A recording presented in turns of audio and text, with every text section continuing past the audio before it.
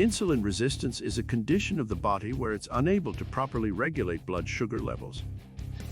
Generally, the body sends out insulin in response to increased blood glucose levels, which is what fuels our cells. When resistance occurs, there are insufficient amounts of insulin being produced and circulating throughout the body. Over time, this causes chronic inflammation in all organs and can lead to loss of appetite, anorexia, weight gain, heart attack, stroke, or some weakening of bones. It can also lead to other conditions such as type 2 diabetes, PCOS, and infertility. Insulin resistance has become a major threat to human health. Also known as metabolic syndrome, it can lead to increased risks of diabetes, heart disease, and stroke. Insulin resistance affects both men and women at all ages, but more often affects women, 50% of women versus 30% of men. Up to 25% may have some degree of insulin resistance, while 30% or more may be considered pre-diabetic. There are several areas of the body where insulin exerts its effects: adipose tissue, body fat, muscle cell membranes, liver cells, pancreas production and secretion.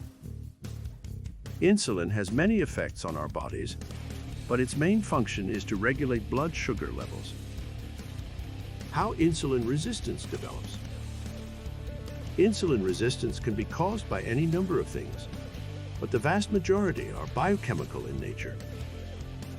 These include high insulin levels, hyperinsulinemia, low-grade inflammation, called chronic low-grade inflammation, adrenergic dysfunction, and bacterial infections.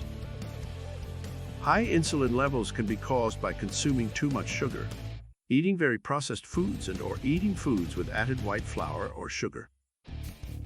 Also, some medications stimulate insulin production. For example, corticosteroids used for asthma or arthritis. These cause the pancreas to produce extra insulin to keep up with the elevation of blood glucose. The pancreatic beta cells are overwhelmed and cannot keep up, so they start producing less insulin as a response. This causes even higher levels of blood glucose, causing a vicious cycle that can eventually lead to chronically high levels of both insulin and glucose. Is there a way to control your insulin resistance with a better diet? There are many things you can do to help control insulin resistance at home. One of the first would be to stop eating processed foods.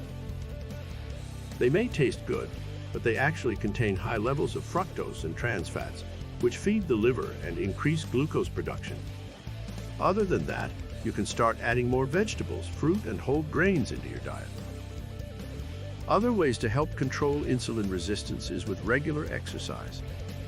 This will help keep blood sugar levels stable on a daily basis by providing a stimulus for the body's cells to produce insulin as needed. You should include both cardiovascular exercise, running or jogging, and weight training for optimum results. The most important thing is to start paying attention to what you eat. If you have insulin resistance, it's likely that you're consuming too many processed foods and foods high in sugar and white flour. You should consider taking these out of your diet completely, or at the very least avoid them as much as possible. If you don't have insulin resistance but would like to improve your metabolism, then make sure to consume plenty of fruits and vegetables on a regular basis. These will provide plenty of antioxidants, which help boost immunity and reduce inflammation in the body.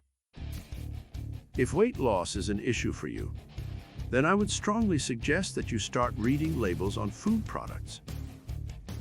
Read the ingredients list, and if you see any of the following listed, then avoid them: corn syrup, high fructose syrup, and dextrose, potatoes, sugar, brown or white, or molasses, etc. Also make sure to consume plenty of high-quality protein from natural sources. This will help boost your metabolism and keep you full for longer. I recommend incorporating eggs and high-quality protein powder into your diet at least 6 times a week. These will help promote health in all areas of your body by supplying essential amino acids. Amino acids are the building blocks that make up proteins. Make sure to exercise every day and make sure to have breakfast every morning. This will help jumpstart your metabolism for the day. When you wake up, your blood sugar levels are at their lowest, so this is a good time to eat a solid breakfast. Protein and whole grains are both good choices here. If you want to gain muscle mass, then remember that strength training is key here. If you just want to lose weight, stick with cardiovascular workouts. It's also very important that you get 8 hours of sleep every night in a cool, dark room. This helps keep your body well rested and helps lower cortisol levels. In short, if you want to control your insulin resistance and improve your overall health, then I would recommend that you avoid processed foods as much as possible.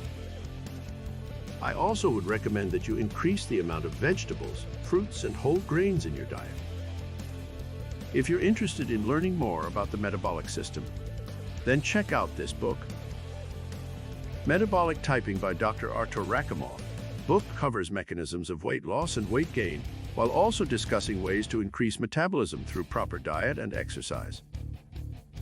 Also discusses homeostatic regulation of metabolic rate, the process by which the body adjusts to meet its daily caloric needs, which is an important concept for reducing insulin resistance.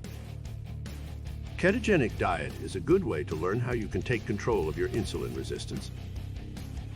Also discusses the utilization of BHB salts for weight loss. Note, if you choose to use BHB salts, it is essential that you buy pure potassium salts from a reputable supplier. If not, then they can cause damage or death due to the high concentration of sodium. What will happen when you won't have your insulin resistance anymore? When you have more insulin in your blood, it makes you store fat even more. When you lose your insulin resistance, that stored fat will be released and used as energy. This is a very simple concept, but many people will not believe it until they see the results in the mirror. When insulin resistance starts to disappear, then you'll start losing weight. You'll begin to develop much leaner muscles and see improvements in everything I've discussed so far is how one can fight insulin resistance. But there are two other key factors that can affect how this whole process will work. Exercise. Some people think that exercise is useless if they want to lose weight or bring down the glucose levels with diet. Wrong. If you have insulin resistance, then the amount of sugar in your blood will determine how much sugar is stored in your fat cells. If you can increase your muscle mass and keep your insulin levels low, then this will allow free sugars to be released from the fat cell and used as energy. This can lead to weight loss, increased lean muscle mass, better metabolic health, and even reduced diseases like diabetes. Diet. There are a lot of things that you need to check on when it comes to diet. This includes fiber content, complex carbohydrates, amino acids, vitamins, etc. We hope you loved all those tips and are going to get healthier by controlling your insulin resistance. Thanks for watching this video, and if you want more videos on how to boost your metabolism and improve your health, make sure you subscribe so you don't miss out on future videos.